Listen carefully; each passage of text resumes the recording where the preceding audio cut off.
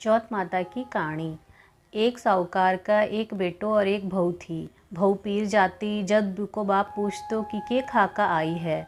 जद बा बोलती बासी खुशी खाका आई हूँ। एक दिन साहूकार को बेटो ससुरा सा मिलना गयो।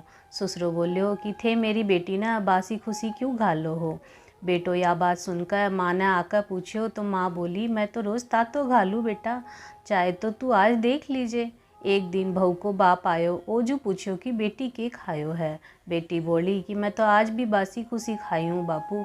बापू का जाने के बाद धनी बहुत नाराज़ होयो, बोलियो कि मेरा बाप ने क्यों बदनाम कर रहे है, ताती खाकर बासी खुशी बतावे है। जद बा बोली कि थे कमाओ को नी, थारो बाप कमावे जना बासी खुशी होई कि नहीं थे बताओ। या सुनकर उको धनी कमाने चलो गयो। एक दिन पड़ोसन का आगी लाने गई, देखा तो सब कोई कहानी सुना है। जब पूछी कि यो के करो हो, पड़ोसन बोली मैं चौथ माता की कहानी सुना हाँ। इसे अन्न होवे, धन होवे, बेटा पोता होवे, 12 बरस को बिछड़ोड़ो धनी भी मिल जावे। जी का दिन से बाबी चौथ माता की व्रत करन लागी। चारों वक्त को खानो देती थी सास जी को। एक बार को तो हथकार निकालती, एक बार को गाय न देती, एक बार को राखुंडे गाड़ देती और एक बार को चांदना अर्घ देकर आप ही खा लेती। अइया ही चौथ को व्रत करता करता 12 बरस हो गया।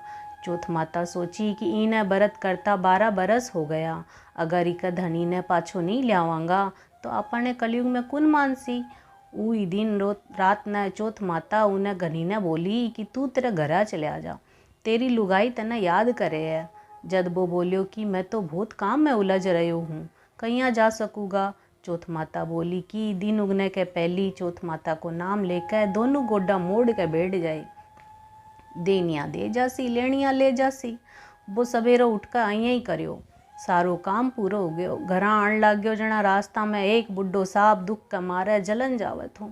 बी को वो उन्हें छिचकार दियो। सांप गुस्सा में बोलियो कि तू मन्ने क्यों बचा लियो, अब मैं तन्ने खाऊंगो। तू वो बोलियो कि मैं 12 बरस से घर आ जाऊँ हूँ, जी को मेरी माँ लुगाई से मिल आंदे पीछे खा लीजिए। सांप बोलो कहीं विश्वास करूँ, तू तो छत पर जाकर पलंग पर सो जाओगो। वो बोलियो कि सीढ़ियाँ चढ़ के आ जाइए। इतनो कह के उदास सो घर आयो जना सब कोई से बोलियो को नहीं। रात ने छत पर जाकर सोने लाग्यो जना एक सीढ़ी में बालू, एक में कुंडारा में दूध और एक पानी को कुंडो और एक में फल और एक में फूल भी खोर दियो। रात ने सांप आयो जना पहली तो बालू में खूब लोट पलेटा खाया, पीछे सारो दूध पी गयो। फिर फूला की सुगंध ले और छात पे जान लाग्यो जना चौथ माता सोची कि आपा ही को संकट नहीं काटांगा तो कलयुग में आपा ने कुन मानसी। ऊ सांप ने तलवार से मारकर ढाल से ढक दियो, पर थोड़ी सी पूंछ कटकर उनकी जुत्ती में गिर गई। पूंछ सोची कि यो जुत्ती पैर सी जब मैं न खा लूँगा। कीड़ियाँ आपस में बात करने लगी कि इकी लुगाई आपा ने रोज जीना चून गिरती थी, सो इका धनी की तो रक्षा करनी चाहिए। सगली कीड़ियाँ लाग कर पूछने थोती कर दी। उनको संकट टल गयो। जना सवेरे उठने में देरी होगी तो माँ उठाने जाने लगी। सीढ़ी में खून देखकर चिल्लाई, सोची कि मेरो बेटो तो मर गयो। जना बेटा आकर सारी बात बताई और माँ ने पूछो कि मेरे नाम से कोई पुण्य व्रत करियो थो कि। माँ बोली मैं तो किमी कौन करी, पण तेरी लुगाई न पूजू। लुगाई न बोलियो तो लुगाई बोली कि मैं तो 12 चौथ करते थी थारे लायक। माँ बोली कि मैं तन्ना व्रत करता तो देखी को नहीं, चारों बखत की रोटी देती थी। बहू बोली कि मैं तो एक बखत को हथकार निकालती, एक बखत को गाय न देती, एक बखत को राखुंडा गाड़ती और एक बखत को चांद न अर्घ देकर खाती थी।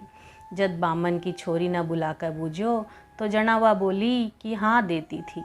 गाय न बूझो तो बा भी हुकारो भर दियो।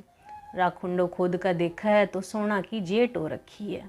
फिर सारी नगर में हेलो फिरा दियो कि पुरुष की लुगाई, बेटा की माँ, दीदा गोडा की दिरानी, सब कोई व्रत कीजो। हे चौथ माता अभी न सुहाग दीजो, उसे सब न दियो, कहता न सुनता न हुकारा बढ़ता न, आपने सारे परिवार न दियो। ई के बाद विनायक जी की करनी।